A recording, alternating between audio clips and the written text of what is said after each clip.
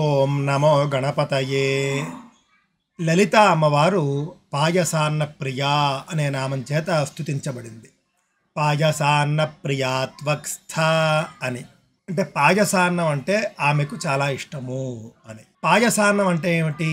పాయసః అంటే పయస సంస్కృత, అంటే పాల చేత చక్కగా సంస్కరించబడినటువంటి అన్నానికి పాయసాన్నము అని పేరు. దాన్నే పరమాన్నం అని కూడా అంటారు. అయితే పండుగలు, పబ్బాలు, విశేషమైనటువంటి పర్వాలు వచ్చినప్పుడు మనం అందరం కూడా పరమాన్నం చేసుకుంటూ ఉంటాం. కానీ పరమాన్నం రోజు రోజుకు ఎలా చేయాలి అని మరిచిపోయే స్థితికి మన హిందువులు వెళ్ళిపోతూ ఉన్నారు. చక్కగా అన్నం వండేసి అందులో పాలు కలిపేసి పరమాన్నం అని చెప్తూ ఉన్నారు, లేదా ఉడుకుతూ ఉంటే పాలు పోసేసి పరమాన్నం అని అంటూ ఉన్నారు. కానీ ఏదైనా శాస్త్ర విధానం ఉన్నదా? పరమాన్నం ఎలా తయారు చేయాలి అనే దానికి ఏదైనా శాస్త్ర ప్రమాణం ఉన్నదా అని మనం ఇప్పుడు చెప్పుకోబోతూ ఉన్నాము. తప్పక ఉన్నది. పరమాన్నమే కాదు, ఏ ఏ నైవేద్యాలు ఎలా తయారు చేయాలి అని మన పురాతన గ్రంథాలు చెప్పాయి, పురాణాలు చెప్పాయి, ఇతిహాసాల్లో కూడా అక్కడక్కడ మనకు కనిపిస్తుంది. కావున మనం నేడు పాయసాన్నం ఎలా చేయాలి, పరమాన్నం ఎలా చేయాలి అని చెప్పుకునే ప్రయత్నం చేద్దాం. తండులేషు క్షిపేత్ క్షీరం ద్విగుణం వా తదర్ధకం అలాభే విన్యసేత్ తోయం తస్యార్ధం గోఘృతం పరం తండులార్ధాన్ భిన్నముద్గాన్ గుడం విన్యస్య పాచయేత్ నివేదయేత్ తతో మంత్రి పాయసాన్నం శివాయ చ అని చెప్పబడింది. మొట్టమొదట పాయసాన్నానికి తీసుకోవలసినటువంటి కొలతలు ఏమిటంటే, బియ్యం ఒక షేరు ఉందనుకోండి, అంటే ఒక పావు ఉందనుకోండి, పాలు 2 షేర్లు ఉండాలి. అంటే బియ్యం పావు ఉన్నప్పుడు పాలు 1/2 లీటరు మనం పెట్టుకునే ప్రయత్నం చేయాలి.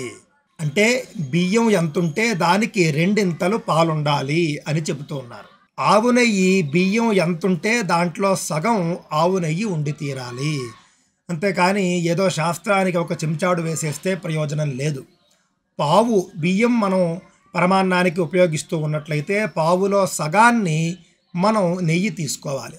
పావులో సగం నెయ్యి ఖచ్చితంగా వేయాలి. అలాగే పరమాన్నంలో పెసరపప్పు కూడా 1/2 షేరు వేయాలి అని చెబుతూ ఉన్నారు.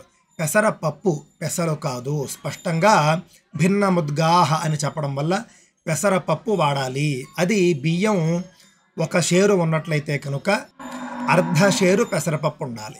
అంతేకాక బెల్లం కూడా 1/2 షేరే ఉండాలి. ఈ విధంగా కొలతల్ని కొలుచుకుని జాగ్రత్తగా మనం పరమాన్నం తయారు చేయాలి. సరే, అందులో అప్పుడేమన్నాడంటే, మనకు చెప్పినంత పాలు దొరకని పక్షంలో నీరు వేయండి అని చెప్పారన్నమాట.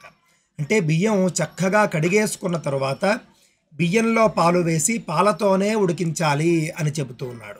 బియ్యం 1 షేరు, పాలు 2 షేర్లు, ఆవు నెయ్యి 1/2 షేరు, పెసరపప్పు 1/2 షేరు, బెల్లం కూడా 1/2 షేరు. ఈ 5ంటిని కలిపి చేసేదాన్ని పాయసాన్నము అని అంటారు. పాయసాన్నం కేవలం అమ్మవారికి మాత్రమే కాదు, పరమశివుడికి కూడా ఇష్టం. పరమశివుడి పూజల్లో కూడా మనం చేసే పాయసాన్ని ఇదే విధంగా చేయాలి. ఇంతేకాక పాయసాన్నం ఆబ్దికాల్లో కూడా మనం ఉపయోగించాలి. తద్దినాల్లో పాయసాన్ని మనం వండినట్లయితే, తద్దినాల్లో పితృదేవతలకు మనం పాయసాన్ని కూడా నివేదించుకున్నట్లయితే పితృదేవతలు చాలా సంతోషిస్తారట. స్కాంద పురాణంలో కాశీఖండంలో ఉన్నటువంటి వాక్యం ప్రకారం, పితॄనుద్దిశ్య యో భక్త్యా పాయసం మధు సంయుతం గుడసర్పిస్థిలైస్సార్ధం గంగాంభసి వినిక్షిపేత్ తృప్తా భవంతి పితరస్తస్య వర్షశతం హరే యచ్చంతి వివిధాన్ కామాన్ పతితుష్టాః పితామహాః అని చెప్పబడింది. అంటే తద్దినాల్లో కనుక పాయసాన్నాన్ని వండినట్లయితే కనుక పితృదేవతలు 100 సంవత్సరాల పాటు తృప్తిగా ఉంటారట. అయితే తద్దినాల్లో చేసేటటువంటి పరమాన్నంలో తేనె కూడా వేయాలి అని చెబుతూ ఉన్నారు. అందువల్ల పాయసాన్నాన్ని శాస్త్రవిహితంగా చేసే ప్రయత్నం చేద్దాం. అమ్మవారికి నివేదించే ప్రయత్నం చేద్దాం. పరమశివుడికి నివేదించే ప్రయత్నం చేద్దాం. తద్వారా ఉత్తమ ఫలాన్ని పొందుదాం. స్వస్తి.